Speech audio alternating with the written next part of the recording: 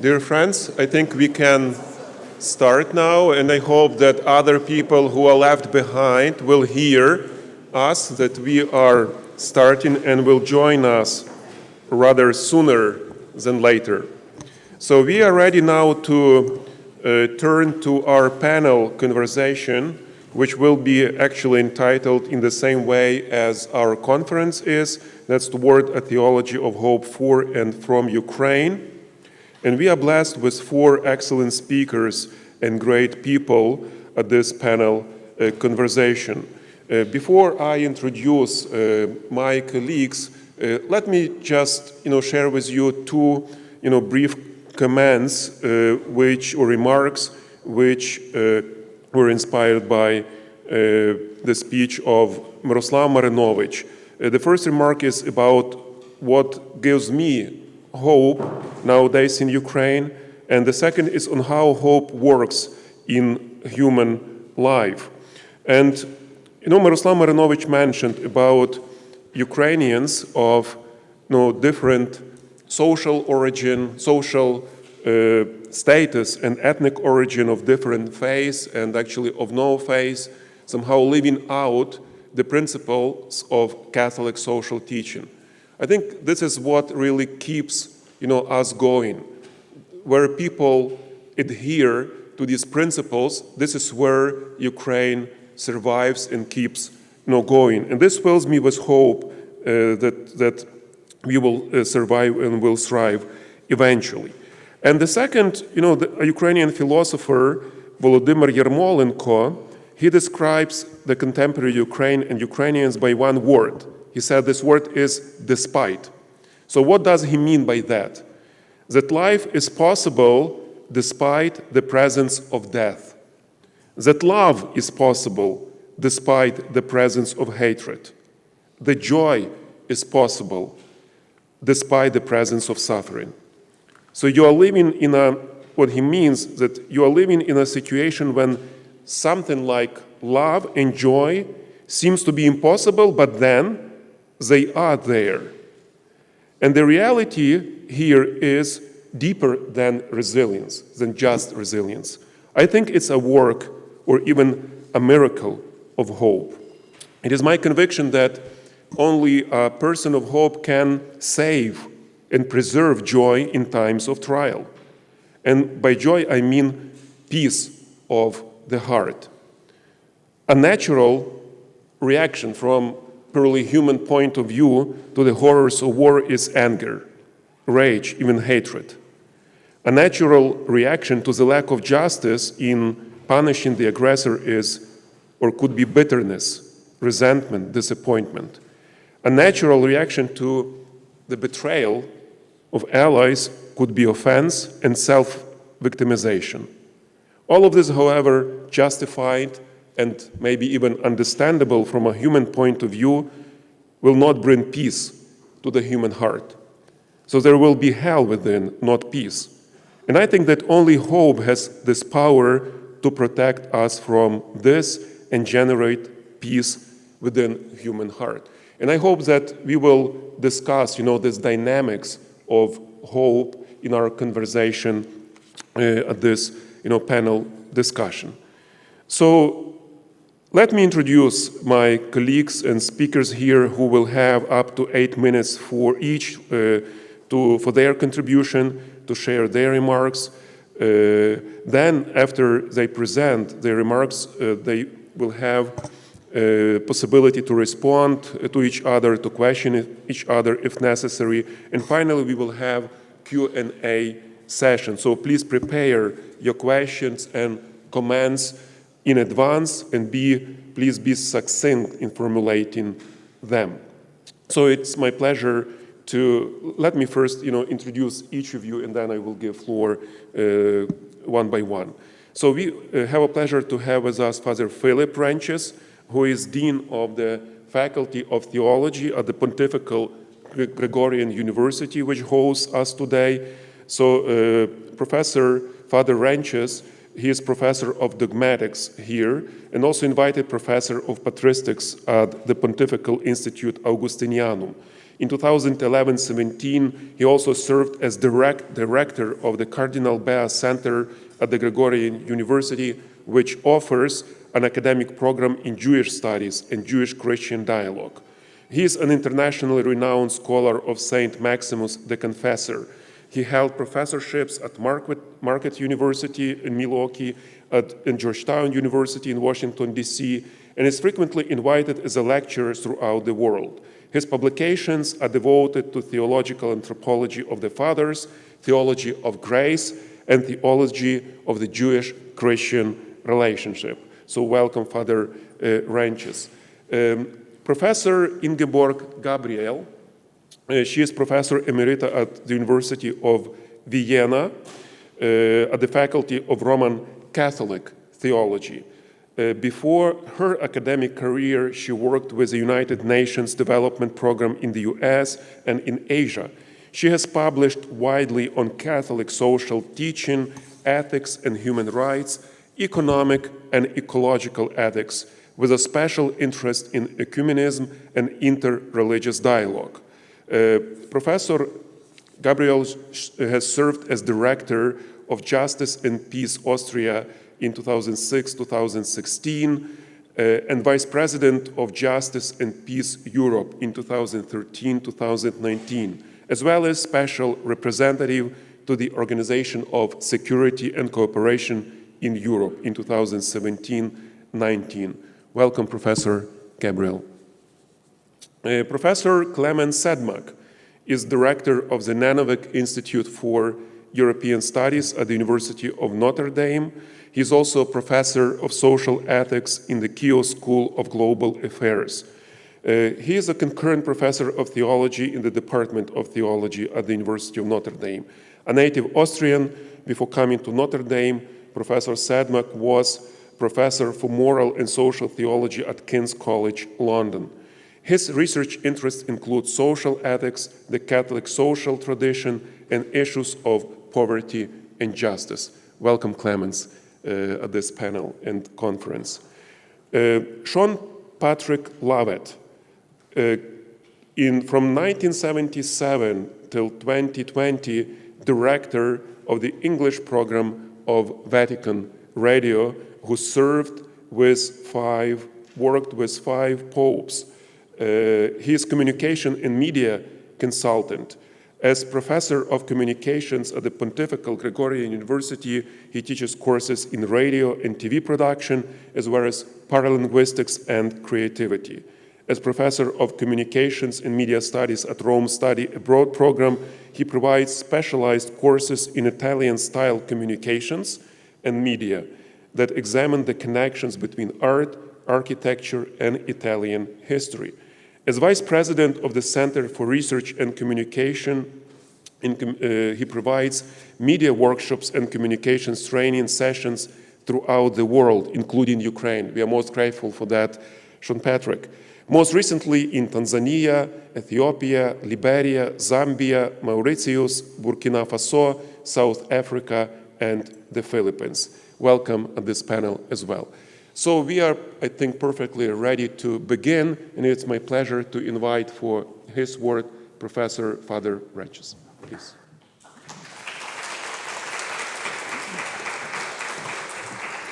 Thank you, Rector Dovko. You heard I've got 8 minutes, so let's hope for the best. So my talk is entitled In Hope Against All Hope, quotation from Letter to the Romans, chapter 4, verse 18, the surplus of Christian hope revisited. Giving hope to one another, offering hope, is something deeply human.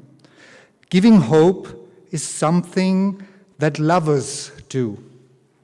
Certainly those who love and also those who seek justice and show solidarity with all those who suffer injustice. To give someone hope is to give him or her back the life that was taken from them. It is, in the truest sense, life-giving. Indeed, the source of all hope is linked to the promise of life. In classical German, a pregnant woman is said to be a woman in good hope. So when we give hope, we want to help life to see the light of the day. So we can say that the fundamental human essence of the promise of hope is the statement, you shall and you will live. Yes, even more than that, you shall and you will have more life than you have now. You will have a better life. In this sense, offering hope is indeed something universally human insofar as it is something that connects all of us who share this, our human life, all of us who live and who want this life in its fullness. In this sense, again, offering hope has a lot to do with encouragement, with radiating confidence that inspires. It has to do with comforting in the face of worries and wounds, in the face of pain, suffering, and the great losses we mourn. And what strategies are available to us when we want to give each other hope in this way? In ever new variations that basically always say the same thing, it is this: your life is open. Your life holds possibilities that are not simply a repetition or an endless loop of prolongation of your life now, of what you feel and what you see and what you have to bear with right now. There is another life, there is more life for you out there. At this point, however, the ambivalence of hope appears. And with it, the greatness of the true Christian hope. Hope's ambivalence was already known to the ancients, which is why they did not attach too much importance to hope, dismissing it in the end as an emotion that, like fear, can be useful in certain circumstances, but at times also can be dangerous, and in any case, too much of hope is harmful. According to ancient thought, emotions can certainly help to develop initiatives, give us an inner drive to look ahead and move forward. But on the other hand, as Ruth Klüger, a survivor of Auschwitz, warned, hope makes us inactive and cowardly. Yes, hope can lull us into false illusions and lead us into a seductive passivity. For hope as such and as an emotion is divorced from the question of truth. Is what I hope for true? Much like mere wishful thinking, hope in itself does not mean that I'm placing my hope in the right thing. My hope can just as easily be directed towards or the impossible or even the morally reprehensible. The delinquent can hope that his crime will not be discovered. This is where the specificity of the Christian hope revealed to us in sacred scripture comes apparent. Those who proclaim this hope are, on the one hand, united with all the lovers of the world who spread hope, who give hope. But it also goes beyond all other messages and messengers of hope in a decisive way. Or, as Paul says, to have Christian hope means to raise and cherish a hope against all other hopes. The quote from Letter to the Romans. In my opinion, this Christian hope can be summarized in 2 points. On the one hand, it is the hope that we do not simply find new possibilities for and in our life that we may then live out, but that this life of ours is a personal gift from God, who embraces and sustains this life forever with his love. It is a life given from God, whose Son has walked through this life with us, with all its shadows and deepest valleys. Is it not much more trustworthy to believe in the possibilities of life if we see this life not merely as a product of biological laws, as a result of a nameless fate, but as a carefully chosen, precious offering from a person, God, who has never ceased to keep an eye on each and every one of our lives? To put it in another way, is it not more plausible, ultimately more intelligible, to believe that our lives are truly open, what we generally say when we say we want to give hope, that this life is truly open to new possibilities if we believe that this life is a gift from a creator with infinite resources of creativity?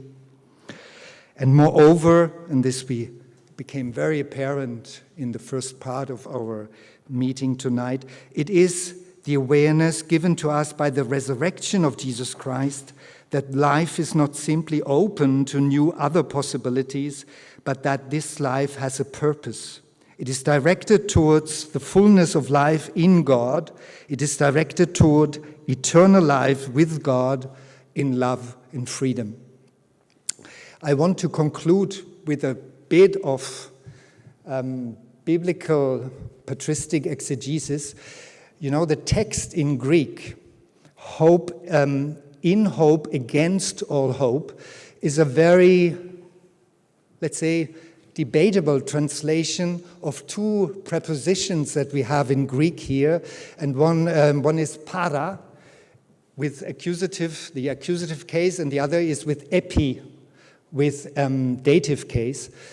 And much more than really saying in hope against all hope, in my view, the text says this: next to all hopes. Para with accusative means really this among hopes, next to, like parallel lines, parallel to all those hopes. We put on top, this is this epi with dative case, we put on top, or this is what Abraham did, on top the hope in God. So hope in truth is a virtue that we share with all human beings, but in the same time, it tops all, the Christian hope tops all what human beings universally can give to one another. Thank you.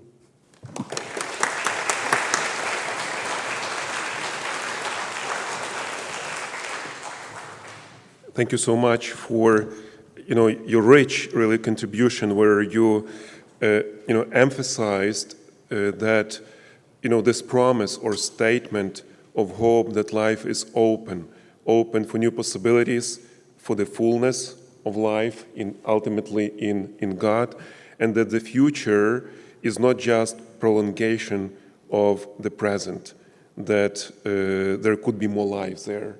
So I think that's a very hopeful message for anybody who is in a difficult circumstances. Thank you so much. Now I would like to give a floor to Professor Ingeborg Gabriel, please.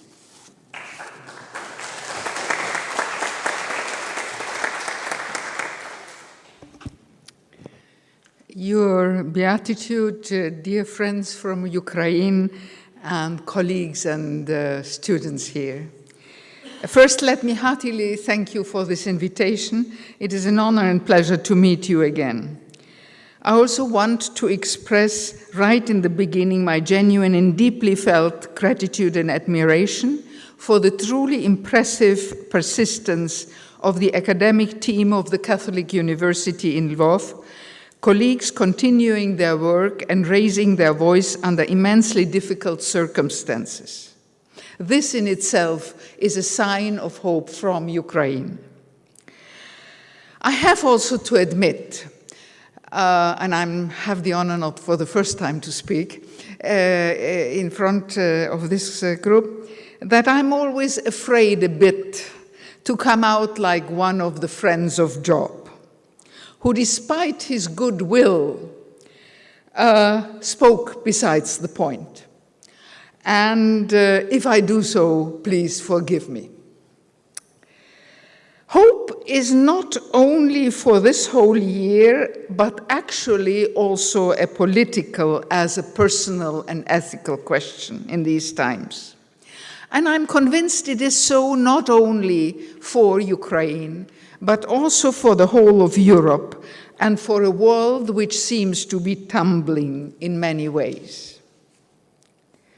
For long in the West, we have lived in a world characterized by optimism and the belief in resilience. Optimism is a great force of motivation, and in a way it still is. It is deeply ingrained in a modernity which has also globalized. It is a quasi-religious belief that things will turn out well. It goes together with the notion very often in our thinking of a linear, or in a Marxist version, dialectic progress, and the conviction of potentially limitless human ingenuity, which particularly drives technical progress, as we see at present in this whole debate on artificial intelligence. And it is coupled with the belief also in legal progress, which finds its main expression in human rights. My generation grew up with these inherent beliefs. Despite all serious threats of bipolarization and a lingering of an atomic war also in the 1960s, 70s, 80s, in a way we were optimistic that humanity could control its destiny. We believed that we were on the way to a world in which the Church was to contribute, the very reason of which is to create, according to Gaudium et Spes and Lumen Gentium, further unity between God and man amongst each other. Since then, this vision started to have serious cracks because of emerging nationalisms, of an overboarding economic capitalism, and of identity politics. And last but not least, of the ecological deterioration and climate change, and has been stressed today also because of these historical shadows that linger over the world and which we were not able to dissolve. Past evils, past injustices.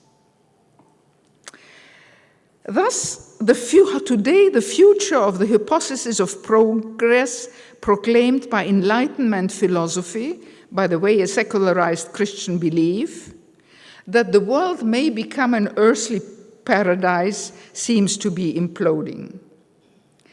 As a Christian, I see no reason to triumph about this, because there are positive elements in this optimism. But I think we have to deepen it through a vision of hope. Otherwise, it may be replaced by the opposite, which is the conviction of decay and a mood of apocalyptic despair or nihilism, which, by the way, Thomas Aquinas called the greatest sin of all. But what is hope? It is a quality of the heart.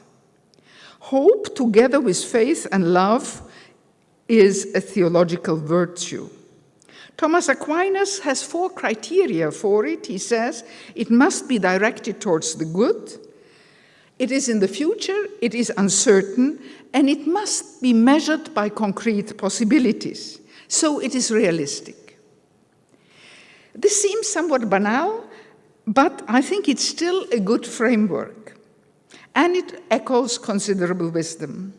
St. Paul boasts about his afflictions, which lead him to endurance, which again leads to hope, and which leads to a hope that will not let us down because of the love of God, Romans 3:5.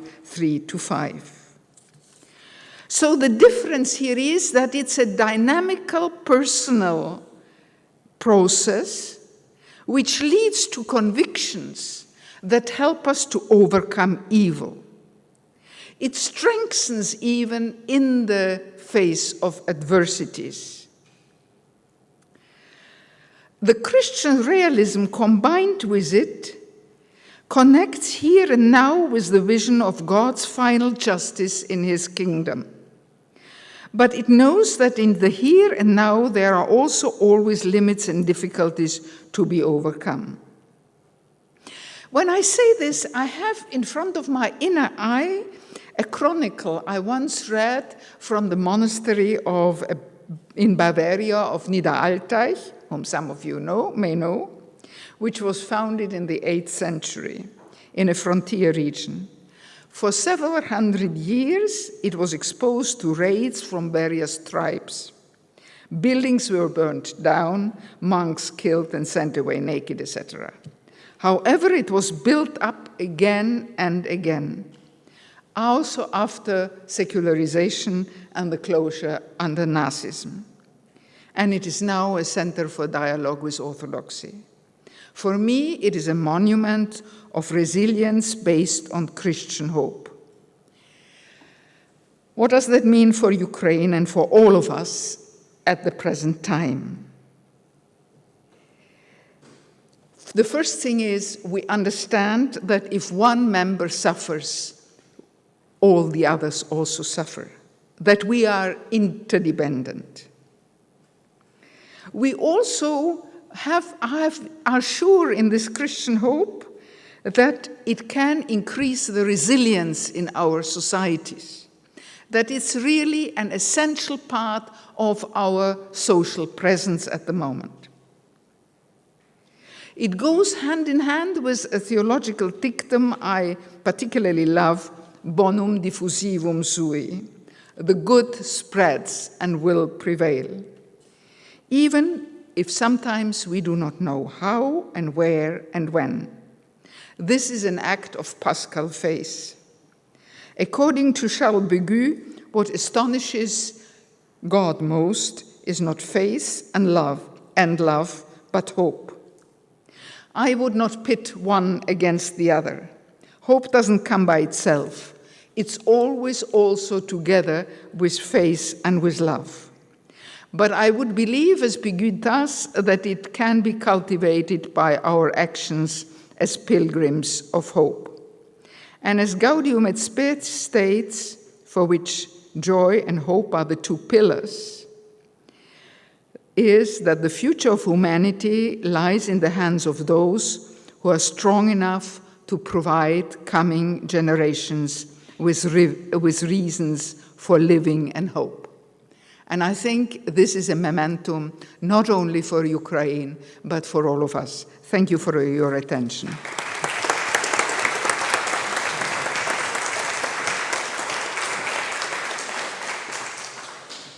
Yeah, thank you, Professor Gabriel, for trying to not only compare in your brief remarks optimism with hope, but also to present hope as a source of correcting some deficiencies of optimism as a way of looking at things which was built through modernity. And in this sense, I felt like you were arguing that hope is more realistic, let's say.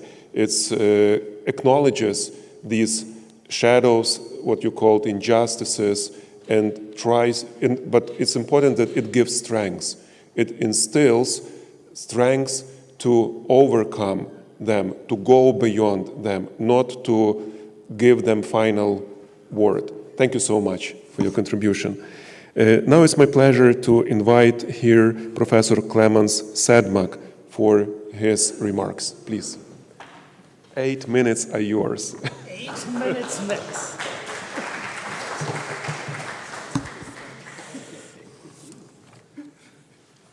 Your Beatitude, Excellencies, friends of Ukraine. I was trained by Jesuits, so I have 3 points. Number 1, hope. Number 2, a personal remark. Number 3, hope in Ukraine. Let me suggest that hope is the grounded, committed, and cautious expectation of future transformation. The grounded and committed and cautious expectation of future transformation, pretty close to Aquinas, Grounded, there have to be reasons, but not only reasons reason can give, but also reasons the imagination can give and our heart.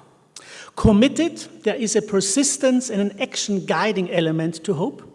Cautious, you cannot anticipate in a thick way the outcome of your hope.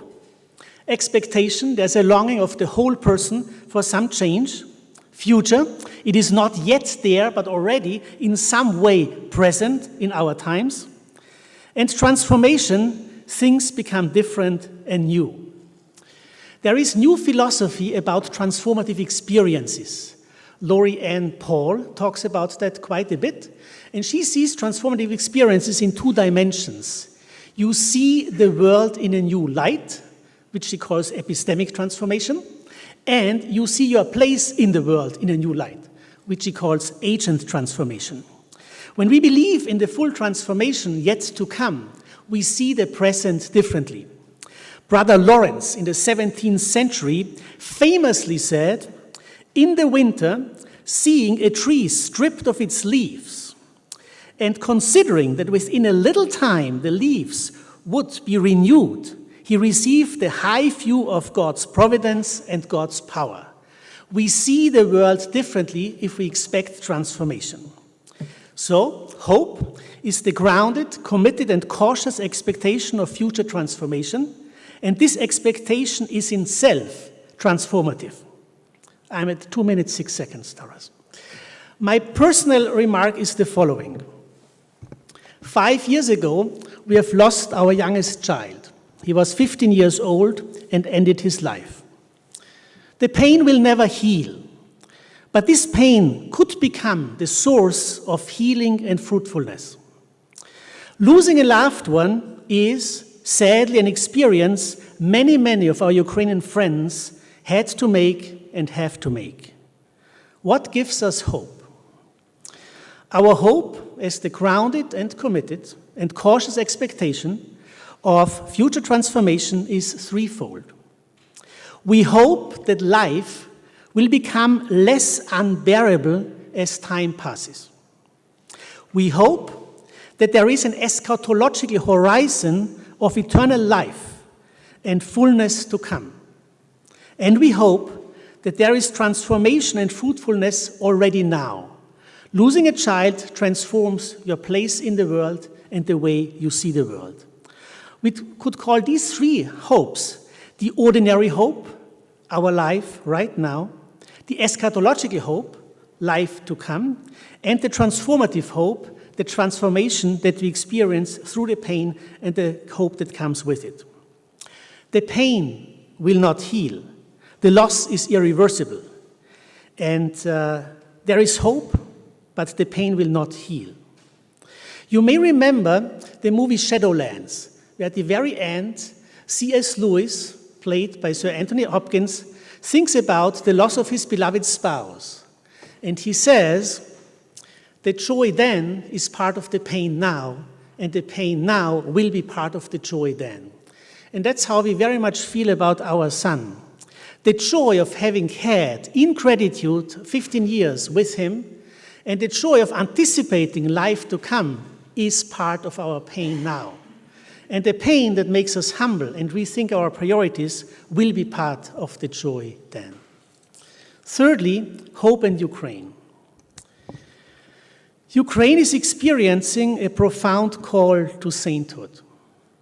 The call that Ukraine experiences transforms and inspires the world. It has been mentioned that the Ukrainian Catholic University is one of those beacons of hope. And both Rector Taras and his student said, Ukrainian Catholic University teaches its students how to die. So there is a way of learning from pain. Spe Salvi 47, Pope Benedict XVI encyclical on hope, talks about an encounter with Christ as a painful transformation. Before his gaze, all falsehood melts away. This encounter with him, as it burns, transforms us, is undeniably painful, but transformative, a blessed pain. So pain can become the source of transformation, which is an important aspect of hope. Max Bergholz wrote a book called Violence as Generative Force, where it talks about the Bosnian village, Kulen Vakuf, and the violence that the village experienced as a source of renewal for the village. That does not take the pain away, it does not justify actions, but it opens spaces for something new. Pain can heal in the sense that pain can become a remedy. Pain can be a remedy against indifference. Pain can be a remedy against valuelessness and loss of costliness of things that we value. And pain can be a remedy of a loss of reality. Because pain is a sign of non-indifference, a sign of something we value and that's costly, and a sign of touching reality. So hope in itself can be born out of pain. And sad to say, this is what I see in Ukraine. If you think of the Beatitudes, blessed are those who mourn, blessed are those who thirst for and hunger for justice. And if you think of the Luke version, Luke 6, woe to you who are rich, pain is indeed part of hope to come. In the studies of aging, we know the term gerotranscendence. Gerotranscendence means that if you age, your material values have to decrease in value because immaterial values, given your radius, have to increase in importance. Similarly, what I see in Ukraine is polis transcendence, a transcendence of the polis as we see it, a transcendence of the material realities. Here again, to quote Spe Salvi, the present society is recognized by Christians as an exile. They belong to a new city. This is hope from Ukraine, learning how to be inspired in spite of the pain and through the pain. Hope for Ukraine, I'm very careful. I don't want to speak on behalf of Ukraine. I just think of the three hopes that my wife and I share. The ordinary hope that life will become less unbearable. The eschatological hope that there will be life in fullness, and the transformative hope that already now the transformation that only hope can give can set in. Spe Salvi 38, the true measure of humanity is essentially determined in its relationship to suffering and the sufferer.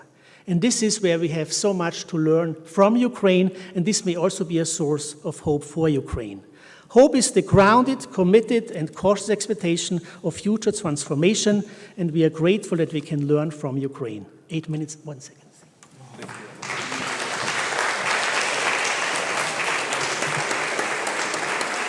Thank you so much, Clemens, for your powerful witness, for sharing your personal experience. And I will not, repeat, you did it already several times in your presentation, the formula, almost mathematical formula, for hope. But really, I take, from your presentation that hope is not a tranquilizer. So, and this, Joseph Pieper emphasized that humility is part of hope, and I think you presented this, that in hope you still feel pain. You, in a sense, you can keep joy, but pain is there, makes you humble. And this humility comes, I think, from this special experience of pain, which is embedded in hope. Thank you so much, Clemens. Now, it's my pleasure to invite for his contribution Sean Patrick Lovett. Please, Sean.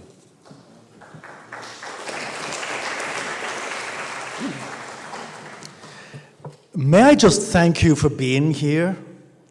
So, during the coffee break, my friend Volodymyr looked at all the people who were leaving and said, you see, that's why you should never have a coffee break. But I said, the people who stay are the ones who really care. So thank you for really caring. That's not part of my 8 minutes. Huh? My 8 minutes begin now. So, a few years ago, I was invited to Uganda to give a communications workshop at a Catholic radio station in a place called Arua. Arua is in the northwestern corner of Uganda. It's on the border with South Sudan and the Democratic Republic of Congo. When little boys play soccer on the field, they don't know who is playing in Uganda and who's playing in the DRC. Now, some of you may be old enough to remember a dictator by the name of Idi Amin. Idi Amin was described as one of the worst villainous dictators in world history, his hometown was in Arua. So when he was overthrown in 1979, it was his countrymen who were the victims of retribution and violence following the end of his regime. Arua is also home to one of the biggest refugee camps in West Africa. It's filled with women and children. The men are all dead. And anyone who was too old or too weak to run. And I got a chance to speak to some of the people in that refugee camp. And I asked them what their tribal names were in the local Lugbara language of Uganda. And I would hear names like, my name is Adiga. It's a boy's name. It means war. Little girls call themselves Drajoru, which means death is here. There are more complicated names in Lugbara that translate into English like, I have blood on my face, I jump over my grave. Most disturbingly, and this is the point of my story, they confirm that in the Lugbara language there is no word for hope. They have so given up hope that they no longer have a word with which to express it. To say something like hope in the Lugbara language, you have to use around 15 different words that put together look in English something like looking ahead to something positive that could perhaps happen sometime after tomorrow. It was this experience in Uganda that came to mind immediately when Taras Dobko so very kindly invited me to be present here with you this afternoon.